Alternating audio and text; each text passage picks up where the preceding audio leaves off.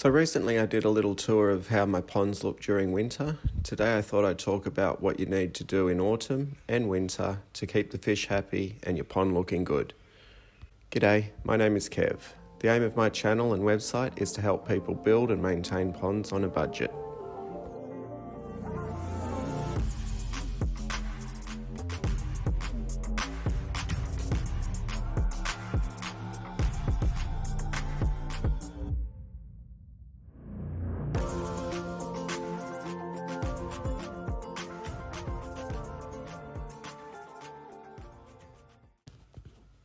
So the first challenge in autumn is going to be the leaves. This pond is under a Japanese maple. It's in a courtyard with silver birch and other deciduous fruit trees.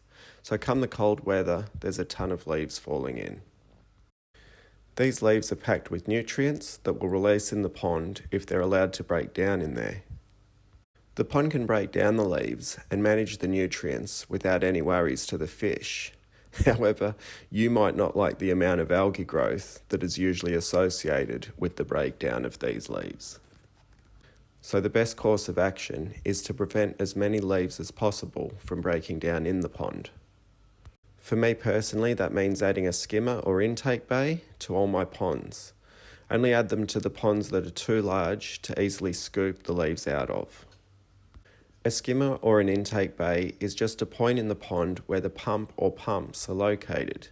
With all the water being drawn to this area, it pulls all that surface material in. And skimmers and intake bays are cool because they offer a place that is easily accessible to hide the pump, but they also keep the pump off the bottom of the pond, which is great from a maintenance point of view, as it's not forever being clogged with debris. You can buy skimmers or make them yourself. I've got videos on how I've made my own skimmers and intake bays if you want to save some money. Now I should mention the skimmer or intake bay is probably not going to fit all the leaves, so you're still going to need to scoop the majority out with a net. But at least because of the skimmer or intake bay, they're all being pulled into that one single location, so they're quite easy to get. And in the middle of autumn, when those leaves are falling quite often, you need to do it daily. It doesn't take long because it's all in that one spot. I just do it every day after work at that time of year. So that's my personal preference for how I deal with the leaves falling. The other option is to net the entire pond before the leaves start to fall. This is a very effective way and eliminates the need to manually remove the leaves daily. However, it does take a little while for the initial setup. I do love the idea of capturing all the leaves before they fall into the water, but I just really don't like the look of a big net over the pond. I really do enjoy the ponds in autumn. At night, the cooler weather, the pond lights, a glass of wine and a fire pit, it doesn't get much better. So I personally prefer to scoop out a net or two of leaves before I sit down, but it just comes down to whatever your preference is. No matter what you do, you'll never get them all, but that's okay. The bacteria and microorganisms will come along and clean up the ones we don't get. The more leaves that make it past your defence, the more potential nutrients that are going to end up in the pond. Sometimes the weather gets colder before we could set up your net, or you were away and there was no one to net out the leaves, and now they've all sunk. It's okay, don't panic. Just remove as much of them as you can. A long-handled pond net is such a handy tool to have. So one year I just left them and netted out what remained in the spring once the weather had warmed up.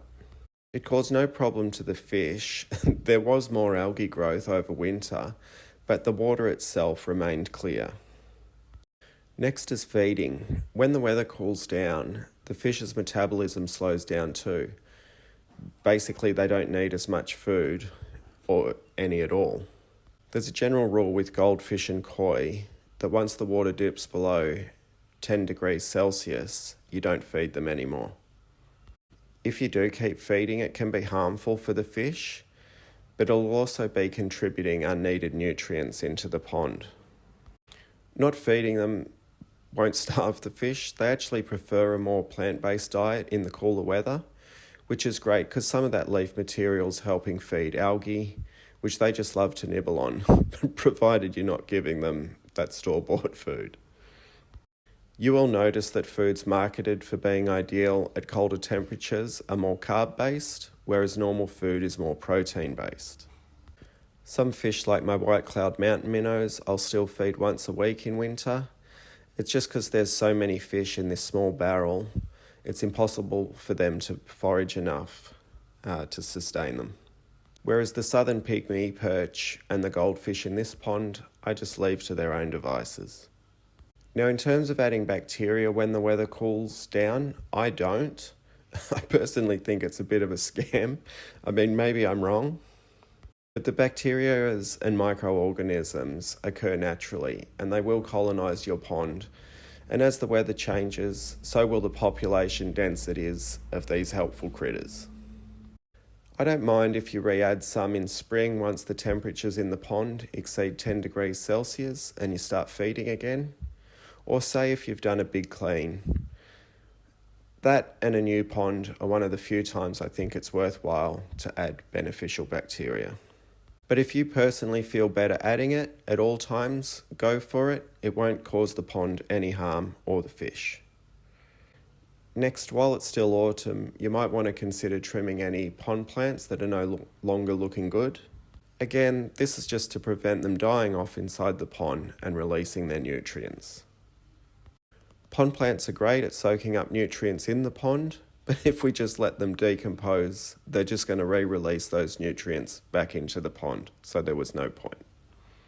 I got to say, I'm a shocker for this, especially with my impatience. I'm like, one more week, and then I'll walk away and one morning there's been a frost and they've all melted into the water. It's usually then that I bite the bullet and do a little tidy up. I try and leave some marginals I know will survive the winter. This will provide some cover for the fish, but also some spawning habitat ready to go in spring. So once winter comes along, then what do you do? Well, if you're like me and you know the pond and the plumbing lines aren't going to freeze, you do nothing and you just keep running everything like normal. But if you live somewhere where those things are going to freeze, you shut it all down. You take the pump inside. Most pumps will recommend you store the pump in a bucket of water that won't freeze over winter to prevent the seals from drying out. You'll want to install an aerator, or if you already have one, and you probably should, you want to move it so that those bubbles are off the bottom of the pond. In winter, the warmer water is at the bottom of the pond. So you want to keep it there. If the airstone or disc is at the bottom of the pond, it's sending that water up to the surface where it's cooled rapidly. The aerator is also going to help keep a hole in the ice. This is important so that any gases that are created by the biological processes going on inside the pond are able to escape. Those of you with insanely cold winters might even need to install a deicer, which is basically a mini pond heater. Now, if you're one of those that experiences these really cold temperatures, you don't need to worry about the filter not running. The fish are producing far less ammonia as they've slowed right down. Anything that is being produced can be handled by those naturally occurring cold bacteria that are active inside the pond. And once the weather warms up, you can get in there and remove any of the leaf material that was missed in autumn, replace the pump, fire everything up again.